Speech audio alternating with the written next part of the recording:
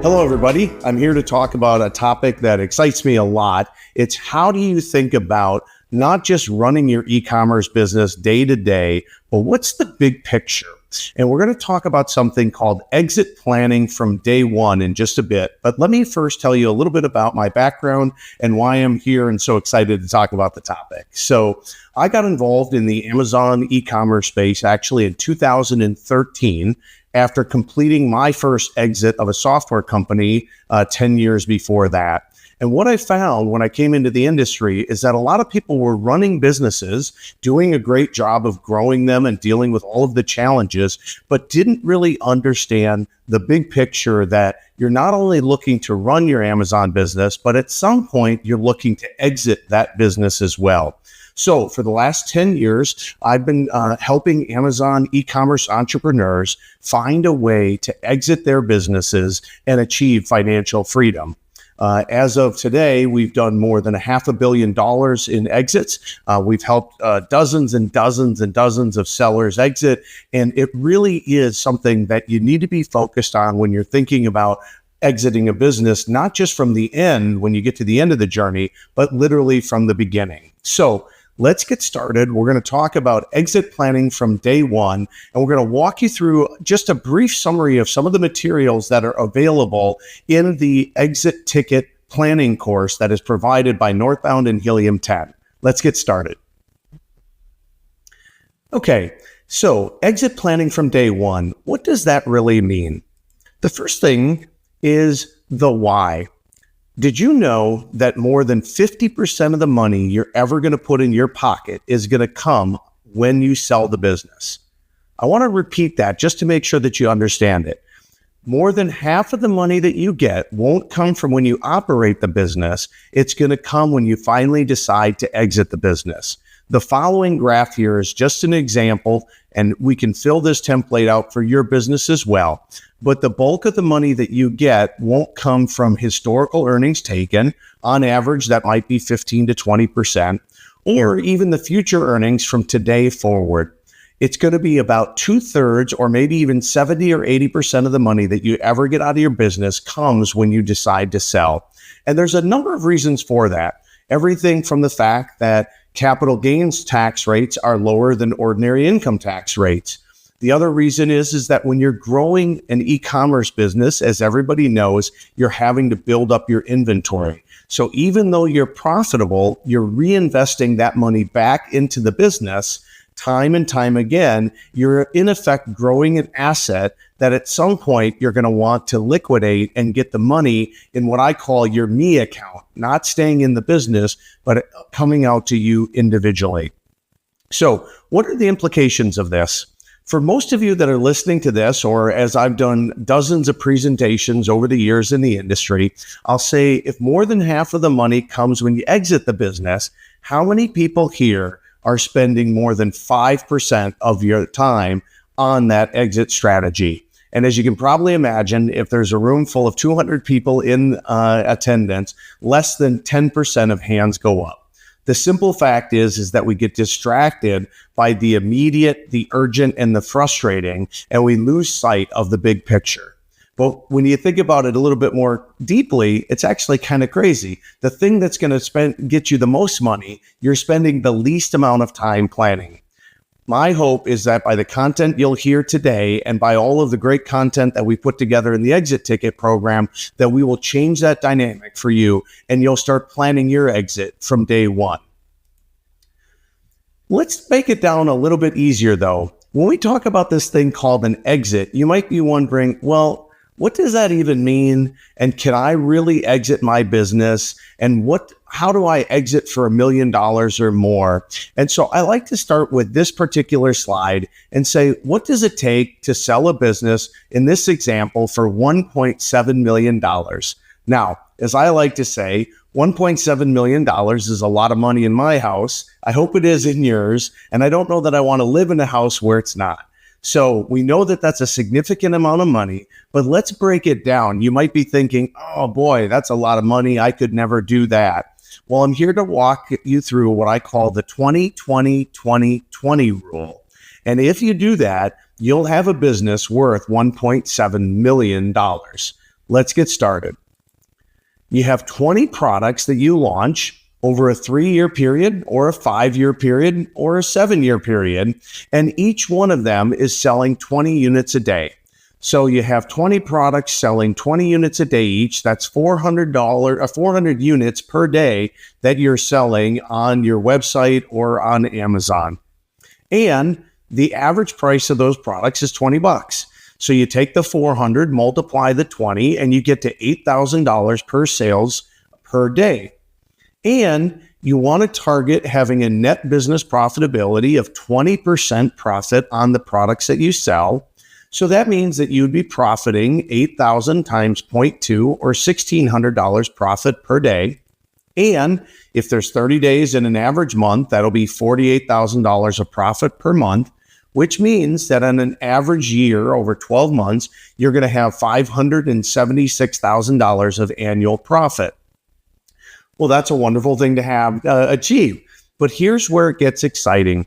There's something called a multiple. For those of you that might be new to the space or might not be familiar with how businesses exit, there's something called a multiple times your trailing 12 months earnings. And if we take a multiple of even 3x, which is a typical multiple, lots of businesses that we help exit for higher multiples than that. But I wanted to be conservative. You actually get to take the $576,000, you multiply that times 3, and you have a business that's exitable for $1.7 million. So you might be sitting there thinking, oh, I could never exit a business for $1 or $2 million. But if you just put your nose to the grindstone and say, you know what, every month I'm going to launch a product or two, or every quarter I'm going to launch 3 or 4 products, you may have higher ticket products. You may sell more units per day, but even if you have 20 products that are relatively low price at $20 and relatively low price in terms of units per day, 20 units per day, that would lead you to a $1.7 million business. It's pretty exciting and pretty tangible when you put it in those contexts. So here's one of the action items. I'll be talking about a few action items today. You always want to start out with, what's my owner goal? What is my exit number that I want to achieve? And a great way to do that, and you'll have templates for all of this if you go to the exit ticket program, is to fill out how many products, how many units, what revenue and what profit do you want to achieve? And in effect, you'll design the exit ticket number that is right for you. So after you've decided what your owner goal is, then we need to dive in and say, how are we going to strategically get to that particular goal? In order to do that, you have to do something that I call know your numbers to know your value. Many people that come into this industry, or even if you've been in an industry for a while, you're focused on the marketing side of it. You're focused on the PPC side of it. You might be focused on keyword research using tools or different types of strategies. The one thing that you need to focus on is knowing your numbers in order to know what you're worth. And there's actually 6 levels of that. And we're not going to go into all of the details right now. But the way to think about it is that it builds like a pyramid. And the first thing that you have to do isn't even know your numbers. It's to know that your business is compliant with the rules of either Amazon or other government agencies, to know that you're mitigating the risk out of the business. And then after that, you have to implement something called accrual accounting, which simply means that you're going to record your profit and your loss, not on a cash basis, but you're going to match them up over time. And again, all of this is talked about in the longer course. Then you have to look at what your future is. How fast am I growing, and what budget do I need? And then how much cash am I going to need in order to reach that particular goal? And then finally, you're going to do something called scenario analysis, where you're going to look at, do I, hit my minimum goals? Do I hit my maximum goals, or somewhere in between? And once you have your numbers here, you'll have an understanding, what's called valuation modeling. You'll actually have a range of outcomes of what your business is worth today and what it's worth tomorrow. One of the big problems that I find with people is they tend to think of exiting a business like a light switch. I'm either going to exit or I'm not. And the way that I like to think about it is we've all kind of seen those historical fundraisers, right? Where they have the thermometer and the goal is to get to $1 million raised and the temperature bar is down low at the beginning. And then as they raise money, it gets closer and closer. And then everybody gets excited and you reach the goal of the fundraising goal for whatever organization that you care about. Well, think of your business as exactly that same way. Today, your business, if it's profitable, if you're just getting started out, maybe not, but if you have a profitable business, you have something that has some level of value. Don't think of it as a light switch that you're either going to exit or you don't. Think of it as a long-term strategy to continue to raise your own personal thermometer to reach the valuation that you want to reach. And you won't be able to do that unless you spend some time focusing on knowing your numbers. But once you know your numbers, the next thing to do is to start to translate those numbers to what makes you valuable to a buyer, okay?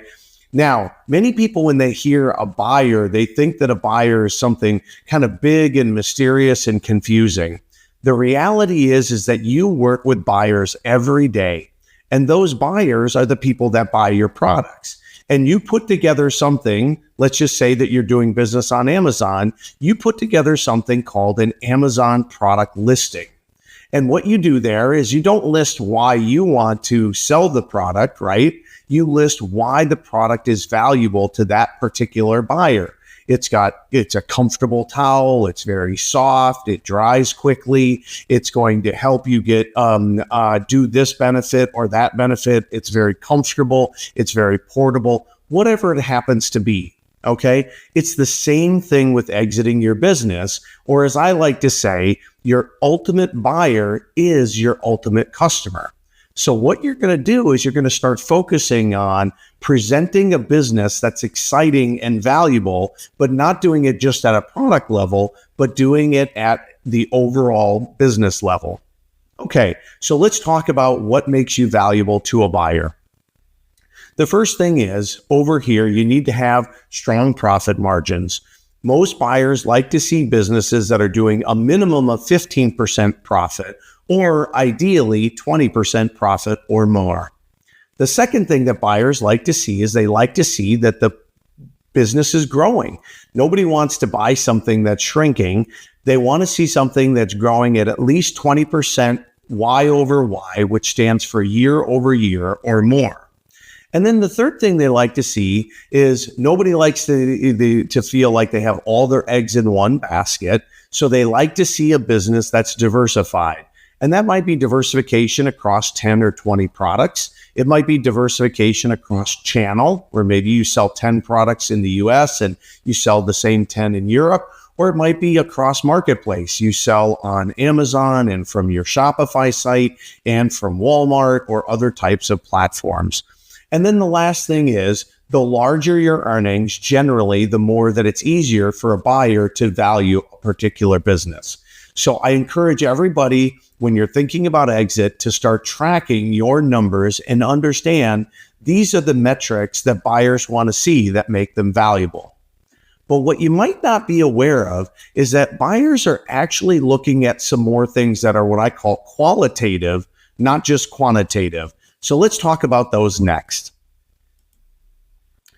What makes you valuable to a buyer on a strategic level is different than the financial level. The way that I think about it is the metrics that I showed before is the dashboard of the car. It shows you how fast you're going. It shows you how well you're traveling, but it doesn't show you the engine of the car, which is the input that is creating that output.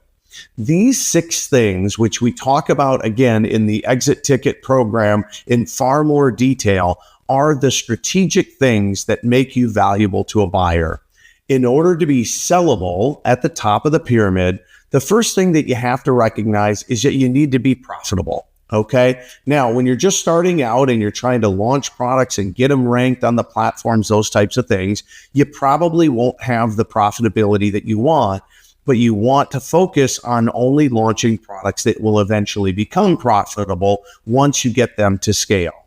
The next thing that you need to do is you need to show the buyer that that's repeatable, that you weren't like a one-hit wonder. I come from the music of the 80s, and you didn't just get lucky, but that you've got a proven system in a brand, in a niche that helps show the buyer that profitability, there's many more products that you can launch. They'll go back out to that audience, and lo and behold, you've now proven that you're profitable and repeatable. And to a certain level, you're scalable. Now, scalable will be different based on how much you want to exit for. So if I want to exit for $50 million, I better be in a niche that's big enough to be scalable to that level. But if I want to exit for $2 or $3 million, which is a very good goal in and of itself, you might be in a different type of a niche. The next thing is you want to show that you're diversifiable, which means that you don't have all your eggs in one basket. And then the last thing is that you're defensible. And the famous adage around this is that you have some level of a moat around your business. Now, it might not be patents, although those would be great. It might be subscribe and save. Or it might be that your business is defensible because you can actually produce products cheaper than your competitors with higher quality. Whatever it happens to be, the key part is while you're building your business, think about making it defendable, not just profitable. So you put all of these 6 things together and you have the engine of the car that drives the value to a buyer. So let's just take a step back and recap a bit. We've understood that the first thing that you need to do is recognize that more than half your money is going to come when you exit. The second thing we've realized is that you're going to have to know your numbers in order to be able to exit, and you're going to need to set your goal in terms of how many products you want to launch in order to reach your goal. And then you're going to recognize that you have to understand your buyer just as how you understand your customers, and you're going to want to focus on the things that makes you valuable to a buyer. Once you've done that, you've got what I would refer to as the foundation of a great exit strategy.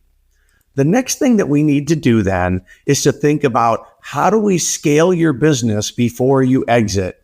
And we do something called addressing your bottlenecks. There's generally 3 bottlenecks that I've found in all of the businesses that we have helped exit. Number 1 is they have a bottleneck of team. No matter how much cash you're making and how much you're growing, eventually, if you're starting out right now as a solopreneur, you have to figure out how to hire, train, and incentivize other people to be a part of your team in order to help you scale. Now, team doesn't mean that you have to go build a 50-person company. You may decide that your goal is to exit for $3 million and you're going to be able to do it with yourself and 3 or 4 VAs in a couple of key areas. But whatever it is, you're going to need to get yourself out of the low dollar activities and into the higher dollar activities such as product innovation, product launching, and other types of things that drive the value of the business. The next bottleneck that people often run into is capital. So you're going to want to focus on a capital strategy. And again, this is provided in module 4 in the exit ticket program. How do I raise capital for my business in a smart way so that I'm raising it to accelerate the growth of the business, but I'm mitigating any of the risk that I can in terms of taking on too much debt or taking on equity partners? And how do I raise capital right? The way that I like to think about raising capital is that virtually every business that is going to properly scale toward an exit is going to need to, at some point, figure out how to raise capital because you're always investing in the business in inventory. And so it's going to take some capital in order to properly scale your business. And then the third thing is, how do you continue to build your competencies in the business? And that might start out with picking products, but it'll eventually get into supply chain and logistics. It'll get into other operational things about the business. Here's the key point. Before you exit your business, you want to feel that you've addressed a lot of the bottlenecks in your team, in your capital, and in your competency, because otherwise you're leaving money on the table. I see oftentimes, frankly, too often, people that can't raise capital for their business, they'll exit their business too soon to a buyer. The buyer will put another $500,000 into the business that the seller could have done themselves if they'd had a good capital strategy. They'll double or triple the size of the business, and guess who got the big money payday on that particular business? You're right. It was the buyer rather than you. So by focusing on addressing your bottlenecks before you exit, you get the best chance of exiting for what I call a premium valuation. Okay, so you've now figured out that in order to get the best value for your company, you're going to need to address your bottlenecks. What do you do next? Well, you start to think about when is the right time to what I call time my jump. Okay, no matter when you're growing your business, you're eventually going to want to think about when's the right time to exit. I like to always say there's 2 times that you can exit a business. One is when it's going well, and 2, when it's not going well and there's nobody to buy it. And that brings you back to number 1.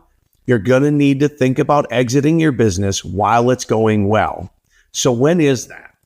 Well, let's take a look at this graph.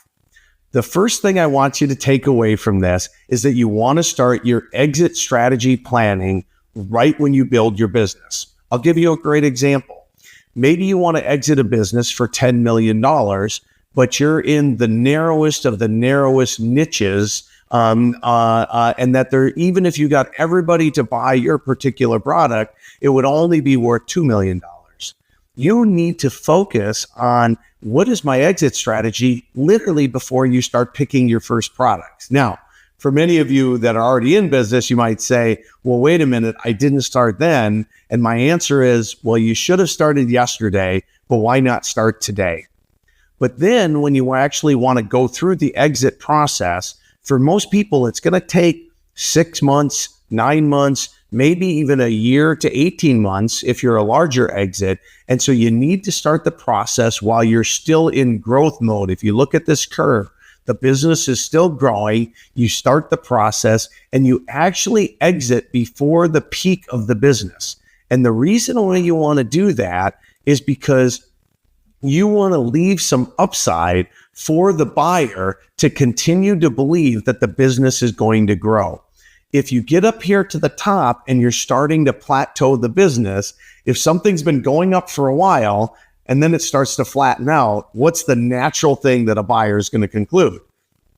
You're exactly right. They're going to conclude, I'm going to buy it and it's going to start to decline. And once a business is in decline, it's oftentimes too late to sell the business at all, or you'll have to do it as what I refer to as a fire sale. So when you're thinking about your exit strategy planning, let's go right back to that first thing where we're going to launch and have a business worth $1.7 million within 3 years. Somewhere around 18 months to 2 years, you're going to want to start thinking about, I better start getting ready for my exit so that I'm planning it enough in ahead so that I leave some growth in for the buyer and I get a premium multiple for my business. Okay. So we've now removed the bottlenecks and we've learned that we need to time our jump and start earlier than we probably thought of. What's the next thing? Now, this is going to be the most detailed slide that I'm going to go through in the whole presentation today. But I think it's absolutely critical to show you the depth at which you need to think about your business from an exit perspective. I call it doing an eyes wide open exit. And there's 3 things that are going to start to happen when you're starting to think about an exit. The first thing you have to think about are what I call exit lanes. Most people think you're going to grow your business, you're going to run it for 3 years, somebody's going to pay you $5 million on a Tuesday, you're no longer going to work on a Wednesday, you're going to go off to the beach, and you're going to say to the buyer, I really don't care what happens to the business because I'm out. Now, well, that would be nice. The reality is 100% cash exit and you get to leave the next day just isn't practical. And frankly, it's not even logical because that buyer is probably not your best buyer. More likely, you're going to be in one of these other types of lanes that we go through in the program, and you're going to need to be thinking about something called earnouts or stabilization payments, or what we like to oftentimes structure rolled equity payments. And so the important point is you're going to want to have someone help educate you on the different types of transactions. Then what you're going to want to do is you're going to want to think about what are called transaction levers. And did you know there's actually 11 different ways that you can get paid when you exit your business? So in order for us, frankly, to help negotiate the best deal for you, we try and pull down with a buyer on all of those levers and see which ones they're most amenable to. You obviously want some cash up front, but you may have to decide to take some payments on an earnout, and you may decide to take some payments as rolled equity. And the simplest way to think about rolled equity without getting into too many details is just you may decide to sell 70% of your business now and the remaining 30% in 2 years. And then you also want to make sure that you're getting paid for your inventory, or you're getting paid for the net working capital that you have built up in the business. Here's the important point. It's not important that you understand all of these concepts today, but by studying them well before you decide to exit, you'll know what type of an exit you're building toward, and you'll start to become an expert in understanding how buyers are going to think about your exit. And then the last thing you want to do is you want to understand the different growth scenarios, or what I call lifts in your business, the worst case, the base case, and the best case. Because you might find that the right buyer for your business is somebody who's going to come in and they're going to buy the majority of the business today. They're going to put a bunch more money into it, and then you're going to be able to sell the remaining part of it in a year or two. Or you might decide that the best buyer for you is to exit 90% of the business today, have 10% out there if it goes well. The important point is that it's not one size fits all. And you don't want to think that 100% exit is always the best answer. So now we understand what the different types of transaction types are. Let's go all the way back to the beginning. Why you need to study your exit is because more than half the money that you ever get is going to come when you decide to exit your business. Next, you need to understand that in order for that payday event to happen, you're going to need to start now and strategically plan your exit from day one. Or, said differently, if you implement all of the things that you learned at this summit you go to operationally and in the Freedom Ticket course and all of these types of things, but you don't do the last step, you're going to end up leaving more than 50 cents of every dollar on the table. Think about that. More than half of every dollar. That would be like saying you're in a 70% tax bracket, right? Don't shy away from learning how to exit. Lean in more. And I'd like to end with a visualization that I'd like everybody here to start thinking about for your own business. It's August 1st. Maybe it's 2024, 2025, or 2027, or 2028. It's 3:00 in the afternoon. And something is going to happen to you that I've had happen to me when I first exited my business. And it's happened to dozens and dozens and dozens of people that we've helped in this industry exit as well. There's going to be a wire transfer that comes across, and it's going to be for an amount that now makes you financially free. My question for you today is, what's the date and what do you want that number to be?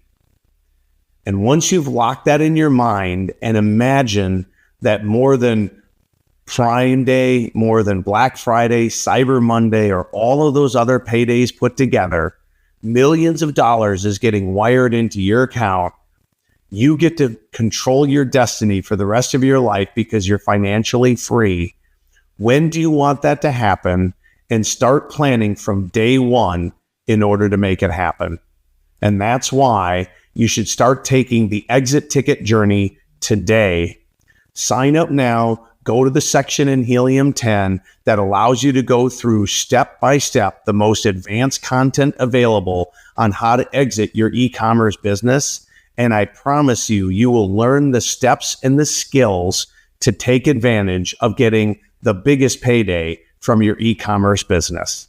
Thanks a lot for listening. My name is Scott Dietz. I'm here to help you all the way through the journey, and I hope that we get you a life-changing exit as well. Thank you.